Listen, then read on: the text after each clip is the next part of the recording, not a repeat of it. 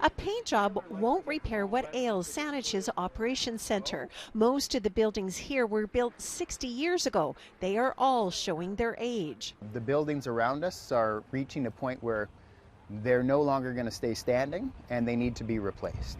The district is asking its residents to approve borrowing up to $150 million to build a new operations center through an AAP, or alternative approval process. An AAP allows the district to go ahead with the work without holding a referendum. But if 10% of residents object, then the district could hold a referendum to get the approval. We know from the recent experience in the city of Victoria that a referendum will add about $300,000 in costs. We feel that that's not a cost that taxpayers should have to bear. And so we're asking for voter assent through the AAP process. Over the coming months, the district will be sharing a vision for the future operations center. Council approved the project earlier this month with one objection. I just believe in democracy. We really need to have everyone involved. Chambers says with so much development underway in the district, now is not the time to move forward on the operations center. Maybe we should just delay things a little bit to the next election, which is only 1 year away.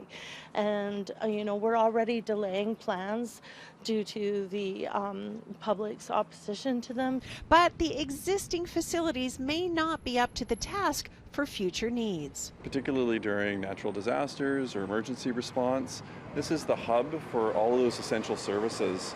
And when we have buildings that are at risk during those events, it makes it very challenging. If approved, the project would result in a 0.85% tax increase for Saanich homeowners every year for 4 years. People are really excited they get the opportunity to support the idea, and there are some people that really want to make sure that we're using money borrowed responsibly. The AAP begins today. At least 10% of electors must submit their forms voicing their opposition by June 25th for the project to be halted.